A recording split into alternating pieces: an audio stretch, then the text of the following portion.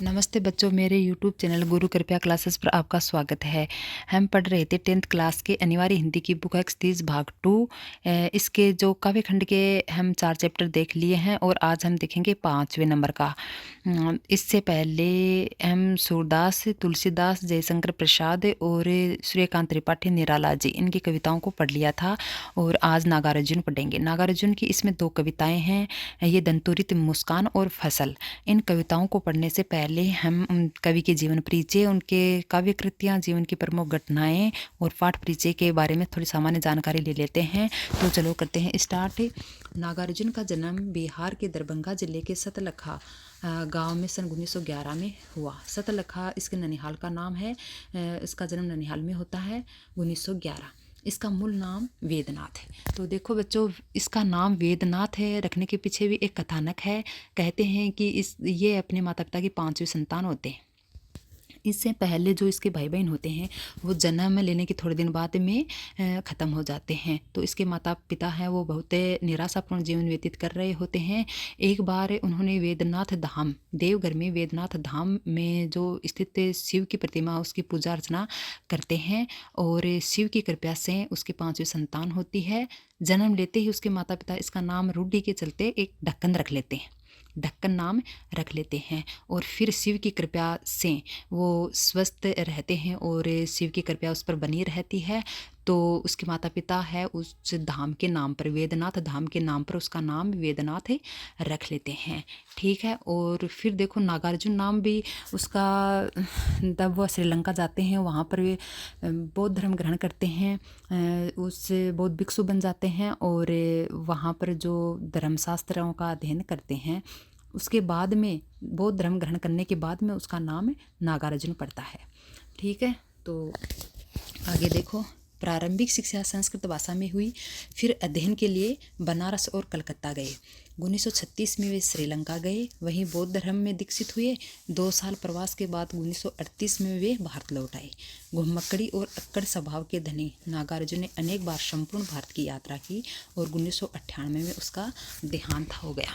तो घुमक्कड़ी स्वभाव होने के पीछे भी उसका यही कारण है कि जब कवि हैं वो 4 साल के होते हैं तब उसकी माता का देहांत हो जाता है और वो अपने पिता के साथ रहते हैं। उसका लालन पालन उसके पिता या रिश्तेदारों के द्वारा उसका होता है।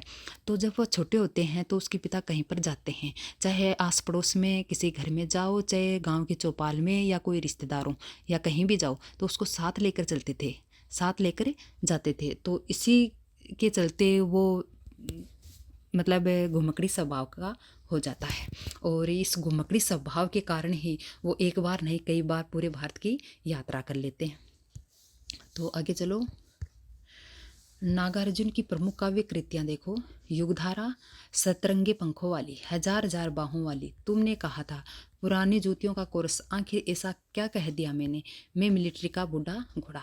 नागार्जुन ने कविता के साथ साथ उपन्यास और अन्य विधाएं जैसे नाटक, कहानी, निबंध है, ऐसी जो काव्य रचनाएं भी जो मतलब रचनाएं भी की हैं, उसमें भी लेखन किया है। उसका संपूर्ण कृतित्व है नागार्जुन रचनावली के नाम से 7 खंडों में है और ये जो निराला रचनावली के नाम से 8 खंडों में, निराला जी की निराला रचनावली के नाम से 8 खंडों में है और नागार्जुन की नागार्जुन रचनावली के नाम से 7 खंडों में है। इसको आपको ध्यान में रखना है।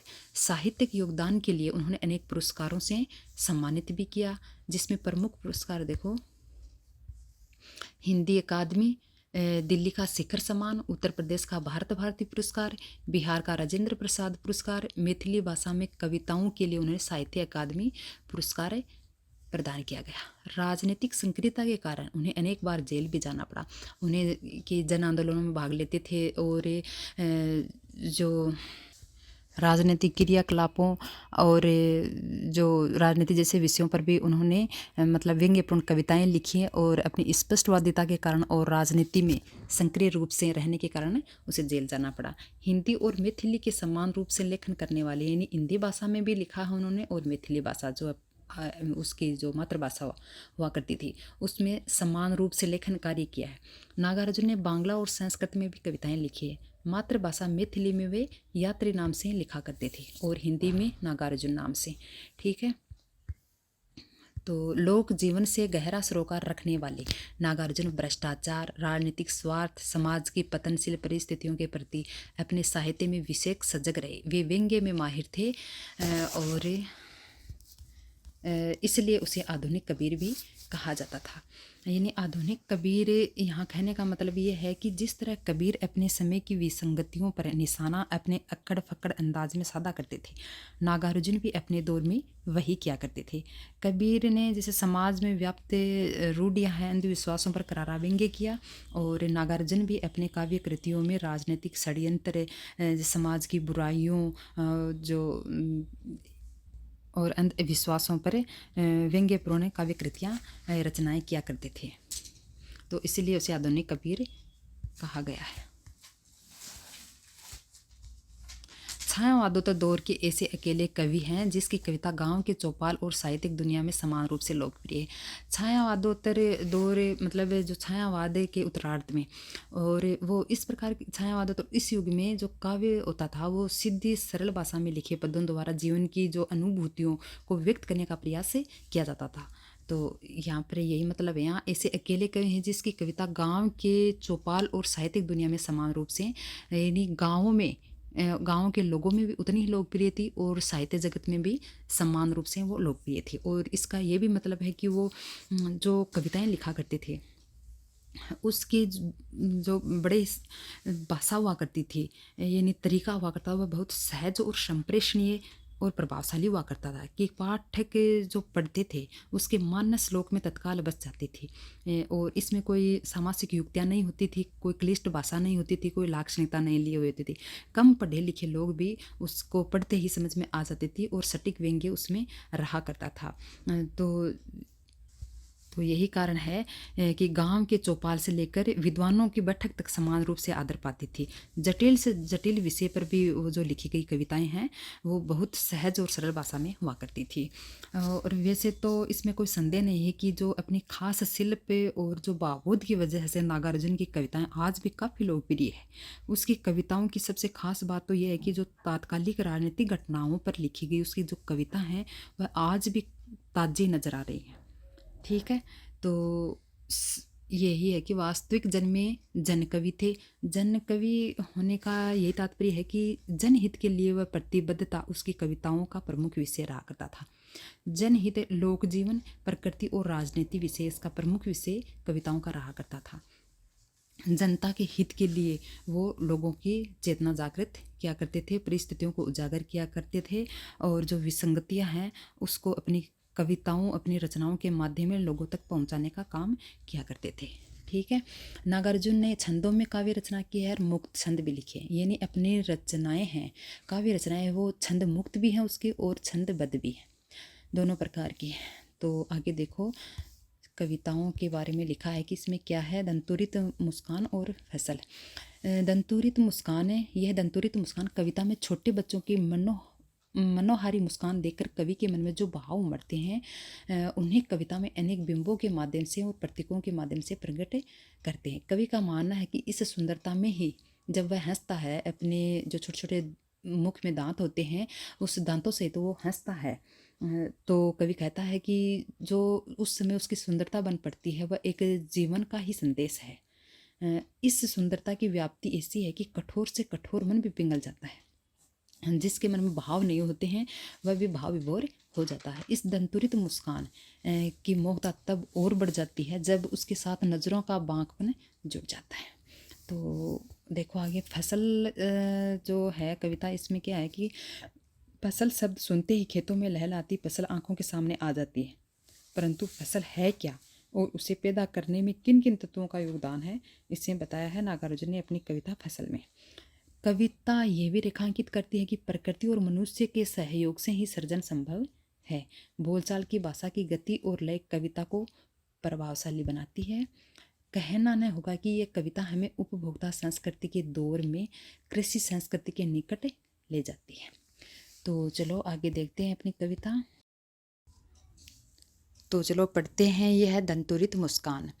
कवि का दंतुरित मुस्कान से तात्पर्य यहाँ पर है कि एक शिशु के जब नए नए दांत आते हैं, दूध के दांत आने शुरू होते हैं और जब वह मुस्कुराता है तो कितना प्यारा और मन को आकर्षित करने वाला लगता है। कवि शिशु की उस मुस्कान को ही दंतुरित मुस्कान की संज्ञा यहाँ पर दी है। और जब कवि है वह अपने छोटे से बच्चे की ये दंतुरित मुस्कान देखता है और देख कर कवि के मन में जो भाव उमड़ता है, उन्हें इस कविता में कई प्रतीक और कई बिंबों के द्वारा बहुत ही सुंदर ढंग से व्यक्त किया है। तुम्हारी ये दंतुरित मुस्कान मृतक में भी डाल देगी जान, धूली दूसर तुम्हारे ये गात, छोड़कर तालाब मेरी झोंपड़ी में खिल रहे जल जाते, परस पाकर तुम्हारा ही प्राण पिघल कर जल बन गया होगा कठिन पाषाण।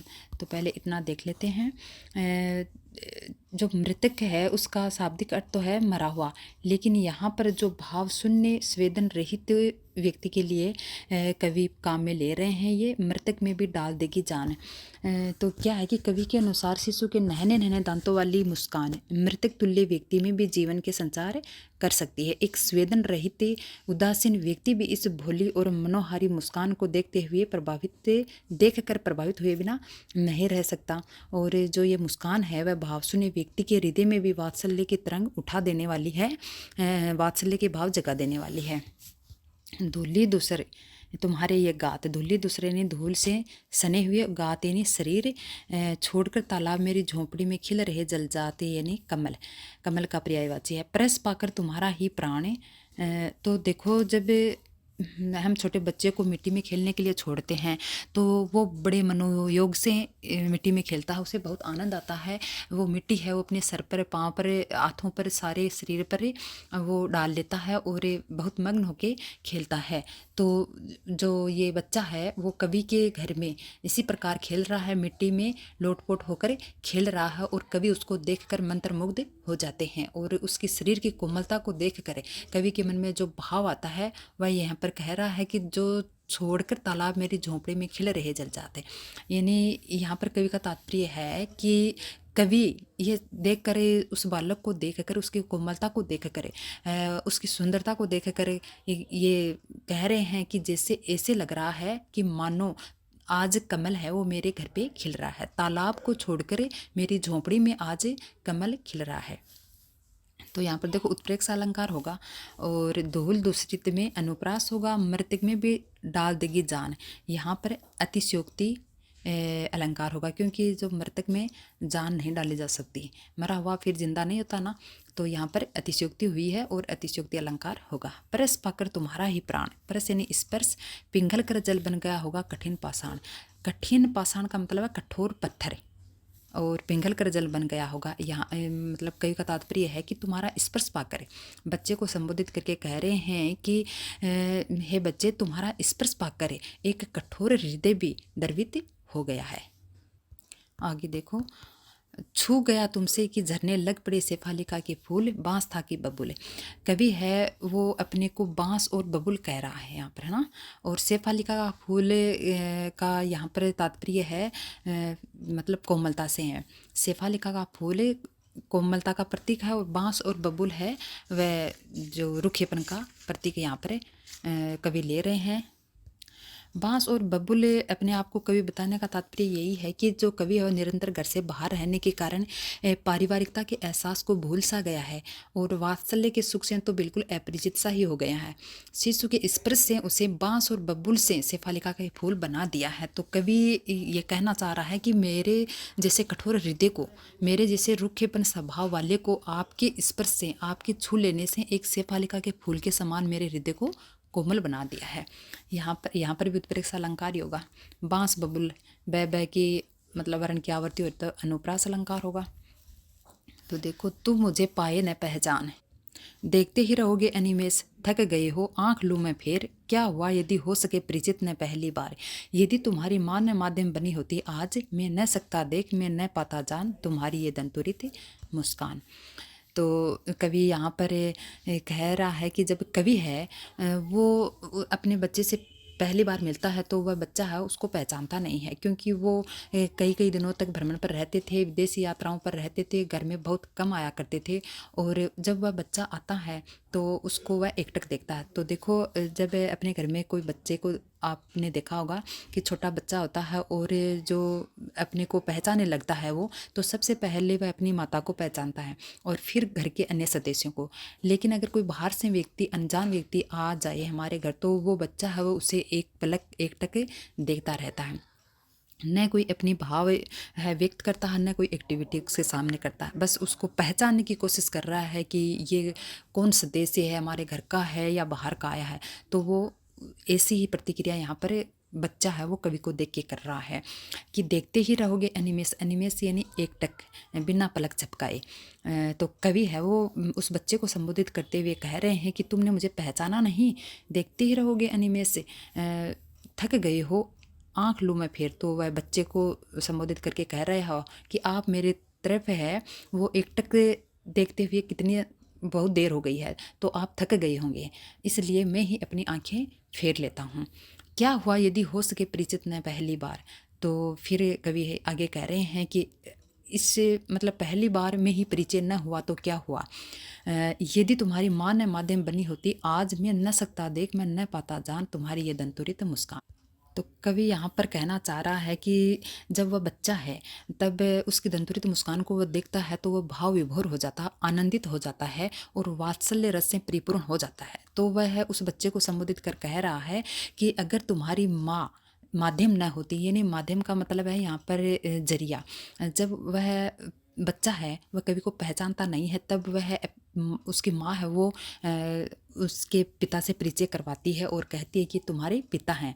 तो वो बच्चा है वो कवि की तरफ देखता है तिरछी नज़रों से और फिर थोड़ा देख के और मुस्कुरा के फिर से आंखें फेर लेता है। तो उस समय कवि है वो उसकी जो सुंदरता पर और उसके मनमोह के जो नज़रें होती हैं उसको देखकर, उसके चेहरे को देखकर, उस दंतुरित मुस्कान को देखकर वात्सल्य रस से ओतप्रोत हो जाता है।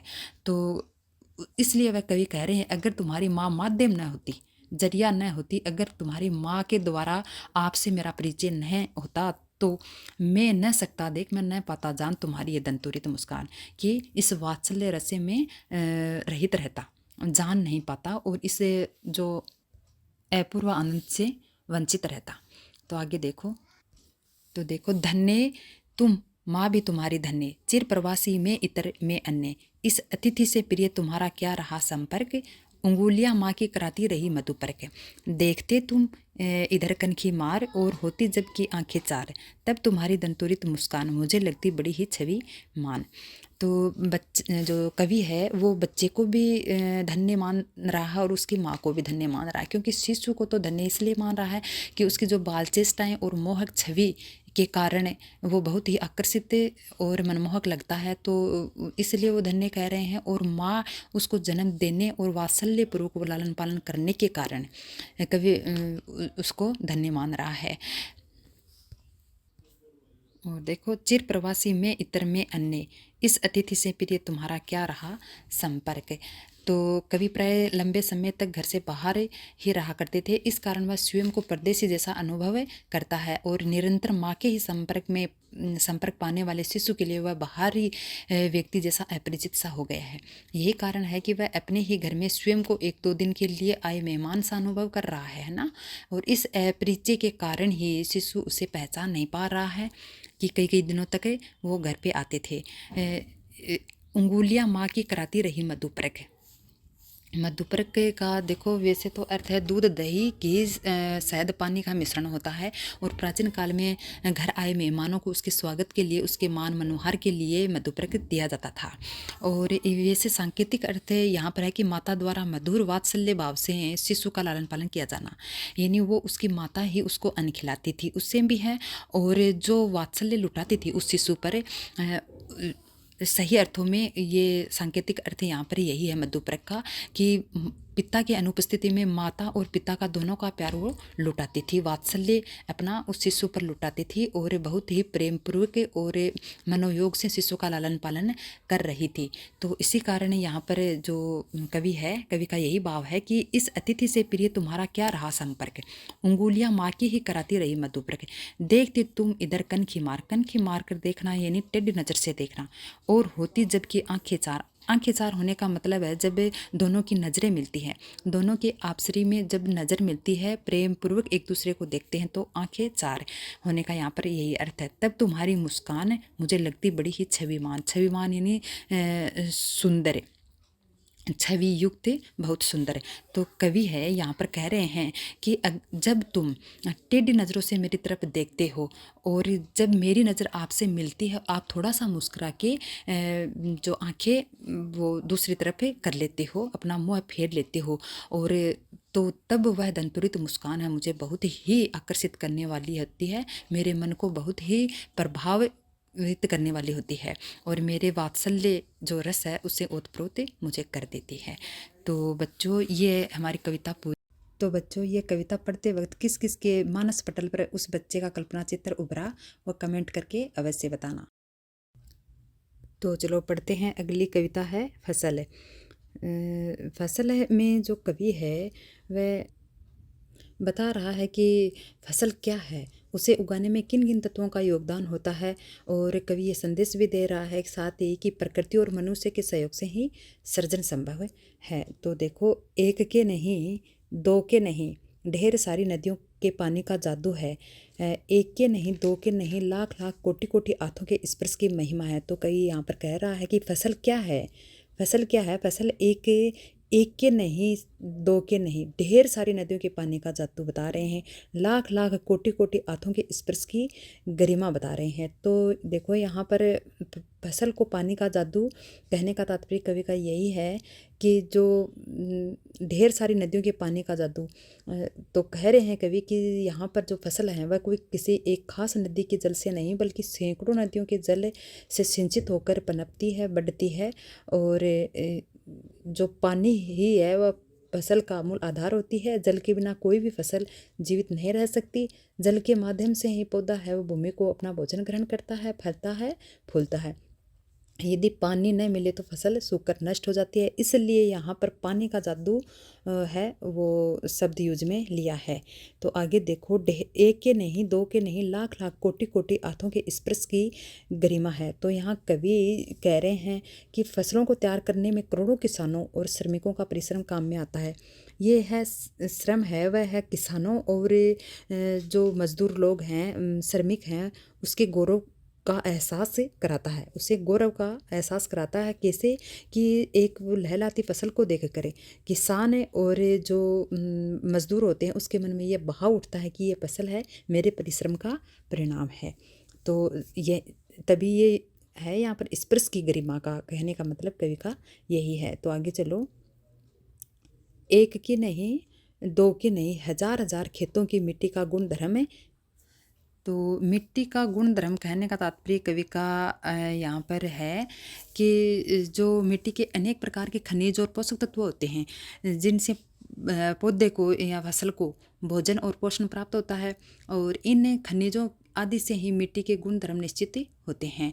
मिट्टी के गुण धर्म का फसल पर मतलब बहुत प्रभाव पड़ता है, और मिट्टी जैसी होती है वैसी ही फसल उगती है। तो यहाँ पर कवि कह रहे हैं कि एक ही नहीं, हजार हजार खेतों की मिट्टी यानी हजारों खेती के मिट्टी के गुण धर्म का ये परिणाम होती है फसल। फसल क्या है, आगे कवि कह रहे हैं कि फसल क्या है, और तो कुछ नहीं है वह नदियों के पानी का जादू है, वह आंखों के स्पर्श की महिमा है, भूरी काली संदली मिट्टी का गुणधर्म है, रूपांतरण है सूरज की किरणों का, सिमटा हुआ संकोच है हवा की थिरकन का। तो यहाँ पर देखो, नदियों के पानी का जादू है वह कहने का कवि तात्पर्य ये है कि जल है वह किसी भी वनस्पति के उगने के लिए अनिवार्य वस्तु होती है। फसल को मनुष्य उगाता है, उसके द्वारा बोए गए बीज का जब तक जल से संयोग नहीं होता है तो वह अंकुरित नहीं होता है। जल ही उसे भोजन उपलब्ध कराता है, बढ़ाता है, पकाता है। इस प्रकार जल के चमत्कारी प्रभाव से ही फसल उगती है। इसलिए ये पानी का जादू यहाँ पर कवि कह रहे हैं इसको, आंखों के स्पर्श की महिमा। हाथों के स्पर्श की महिमा के भी कहने का तात्पर्य कवि है का यही है कि फसल अन्य पौधों के समान स्वयं नहीं होती है, उसे उगाना पड़ता है। फसल के उगाने में किसानों की कठोर परिश्रम का योगदान होता है।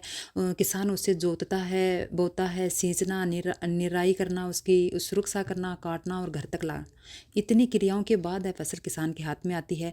तो फसल किसान के श्रम की महिमा की कहानी है। तो यहाँ पर है कि स्पर्श की महिमा है ना। तो स्पर्श किसका? किसान और श्रमिक का। तो भूरी काली संदली मिट्टी का गुण धर्म है। तो ये गुण जो मिट्टी है, विभिन्न प्रकार की मिट्टी होती है, उसके गुण धर्म का परिणाम फसल है, ये कवि यहाँ पर कह रहे हैं। कवि का तात्पर्य है कि खनिजों की उपस्थिति के कारण मिट्टी के अनेक रंग देखने में आते हैं।